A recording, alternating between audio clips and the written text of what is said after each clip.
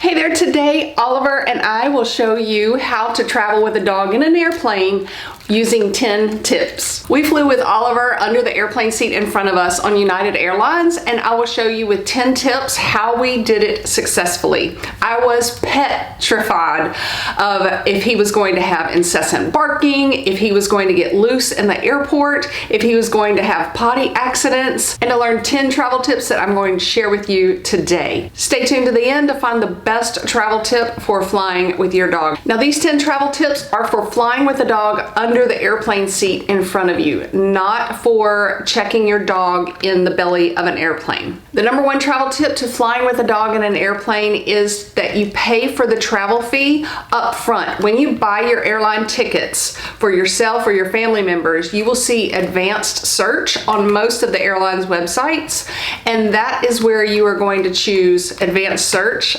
And then you're going to see in-cabin pet, and that means inside the airplane with you underneath the airplane seat. And usually for most airlines, it's around $125 of a fee to pay. And for United Airlines and Delta Airlines, it says that you get one pet per adult. The number two travel tip for traveling with a dog in an airplane is to check the airline's website for their requirements for your dog. And they differ from airline to airline. In order for your dog to travel on the airplane, there are certain limits and requirements for vaccinations and things like that that you need to know before you even buy the ticket.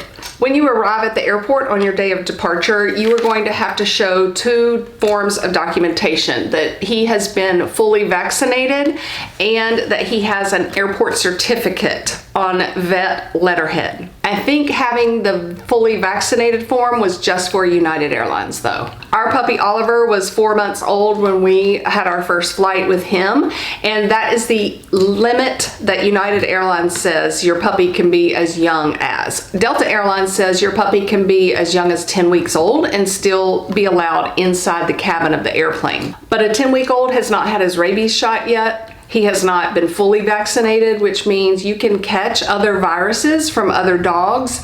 I don't know how prominent that would be in an airport, but maybe at a relief station, you would have those viruses floating around, or in the fluid in the fake grass in the airport relief stations. When we arrived at the airport for our United Airlines flight, we had to check in with the ticketing person. We cannot check in online. You have to see a person. After the ticketing agent checks all your documents, then they fill out this little form that has to be attached to your carrier. So that's why you cannot check in online.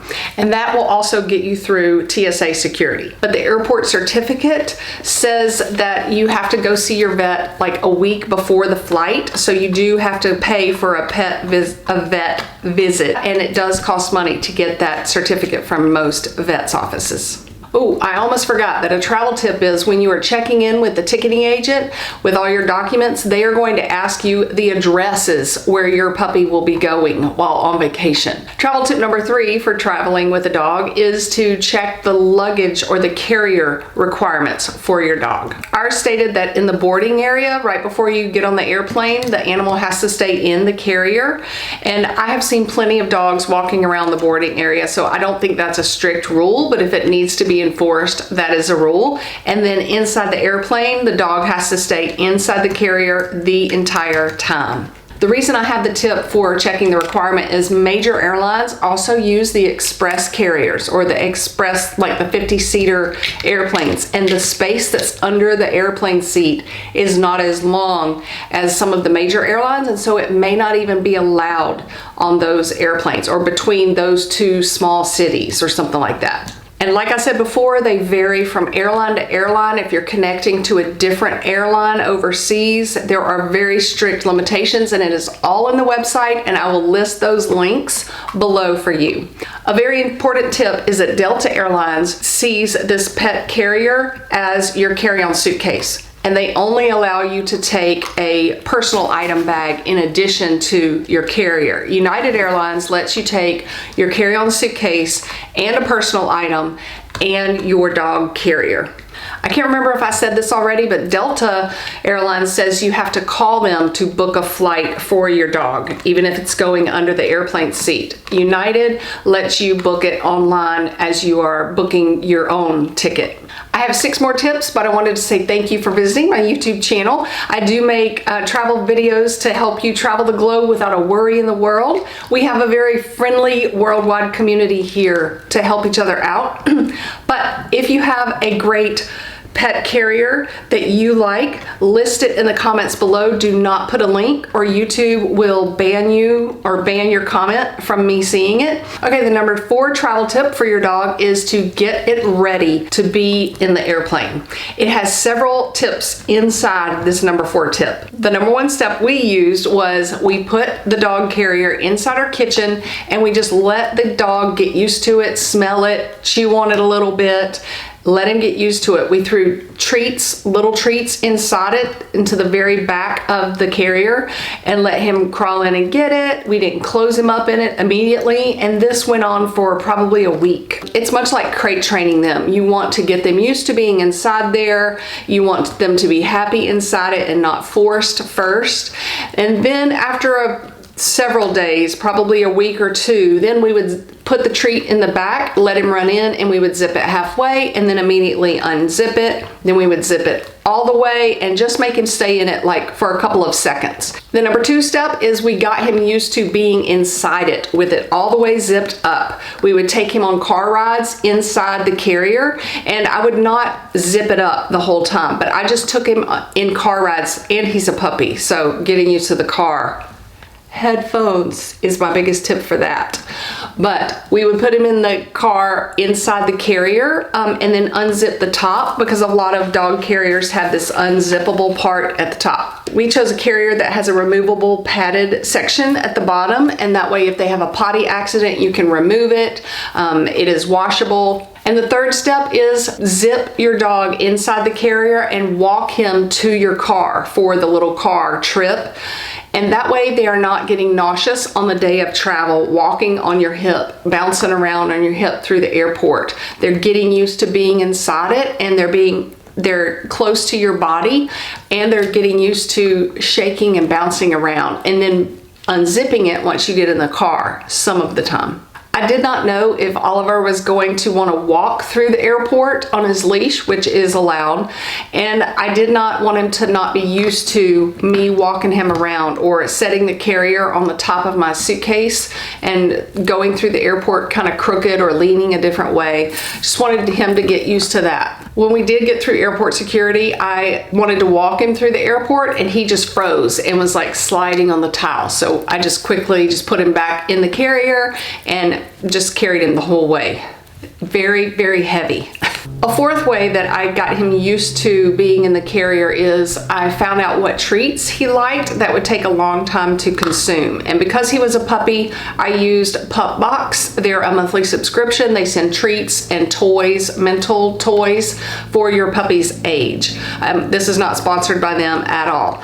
But I finally decided on the calcium white wide ones. That took him a while to get rid of, and then also the beef tendon, and there's also the Himalayan chew toy. The 5th and most important thing I think that I did to get my dog ready for the airplane is I talked to my vet months in advance of what medicine we could give him to help him chill out and not bark like crazy and not freak out. I didn't want him petrified like I was during the flight. And what they do is they prescribe a very low dosage a couple of weeks in advance for you to try out. Like they'll split a pill into 4 sections, and you can try the very lowest dose, and then you see how it works. And then on the day of the flight, you would give them some the night before and the morning of the flight, and then in the afternoon. And it does not make your pet comatose. The airlines and all of the dog agencies do not want your dog to be comatose. They just want it to be chill, relaxed, so that they don't freak out. And our dog acted the same the day I gave him the medicine. Our flight was at 11 a.m. He was just as bouncy and happy all morning, but when I had to put him in the carrier, when we got to the airport, he did not freak out. He just was chill and relaxed, and I think that's what the medicine does for your dog. He did not go fast asleep. I just think he felt safer inside that carrier. Okay, back to the tips. The fifth travel tip to traveling with a dog inside the airplane is to know that TSA does have rules. They may or may not check your travel documents, your airport certificates, but have them readily available in case they need them. And then when you're done with them and you need to get back to your dog and your suitcases, have an easy place to stash them so you won't lose them and stuff like that. When you get to the security line, you have to show your ID and your travel document to the first TSA person. Keep your dog in the carrier or on a leash right there. Then while you're standing in line for the conveyor belt, the dog can be on the leash or in the carrier. That is allowed. Oliver did not want to be outside the carrier, like I said. Then you put your suitcase, everything you have on the conveyor belt, the carrier, and then you need to walk your dog naked. That means you have to take off his collar, his leash, the harness, whatever you have on his person. We parked our car at the parking spot lot and then rode in a bus all the way. When I got out of my car at the parking spot lot, I attached the leash to his harness because I thought that would be easier to just keep the leash and the harness together. And when I take his harness off in the security line, I just can put it back on and the leash is there in case he tries to run off. I can step on the leash or grab the leash real quick. The number 6 travel tip is to research those pet relief stations in every airport you will be in. Write down what gate they're in front of. There are not a lot of signs for pet relief stations until you get to the pet relief station. When I got through security and was looking at my phone to try and find out the map, it would not connect to the Wi-Fi. I could not open Safari.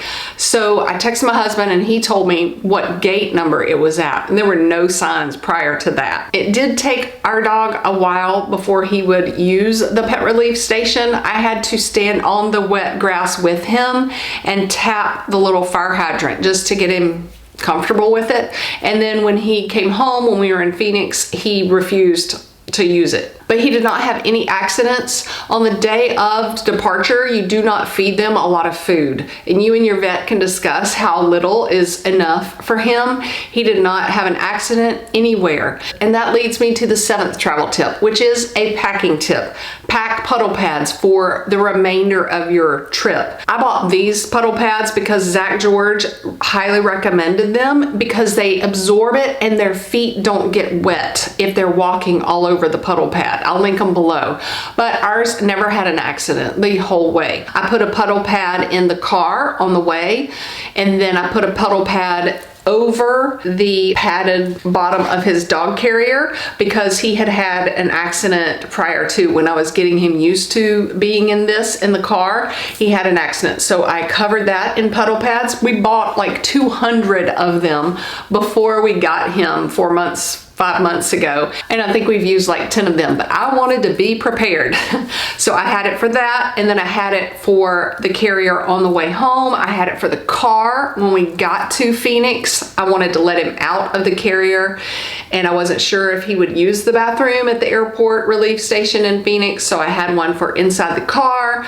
I had one in case he had an accident or threw up in the carrier. I also suggest packing wet wipes inside a Ziploc baggie in case they do get throw up or poop or the wet stuff from the doggy relief station. If it's water or urine, you can wipe their paws with them, and wet wipes do not count as a liquid, just so you know. Some of you may want to purchase a little fanny pack thing like this. It's what I use when we go in the backyard for with treats and baggies, but you can also fit your ID and your phone in one of those pockets just so you'll have it easily accessible if you need it, or you can just use the back pocket of your jeans or something like that. Travel tip number 8 is to give your dog some kind of exercise before you take them to the airport. Even if it's just running up and down the hallway of your house, give them some kind of exercise. Travel tip number 9 for your dog is to find the quietest area in the boarding area to sit.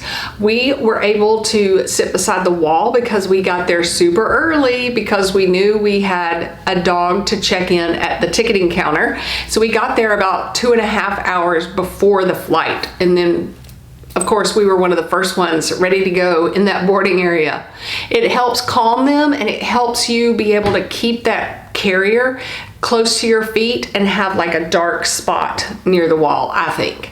If they're antsy, you could try walking them on a leash down the terminal. That is allowed, but like I said, Oliver just froze, so we just kept him in the carrier and he was content and happy. He did not fall fast asleep. I think I already said that, but he was chill and relaxed. The number 10 travel tip is to travel with your personal item almost empty. Pack very few items inside this personal bag because there is not going to be a lot of room under the airplane seat with your legs and the dog carrier.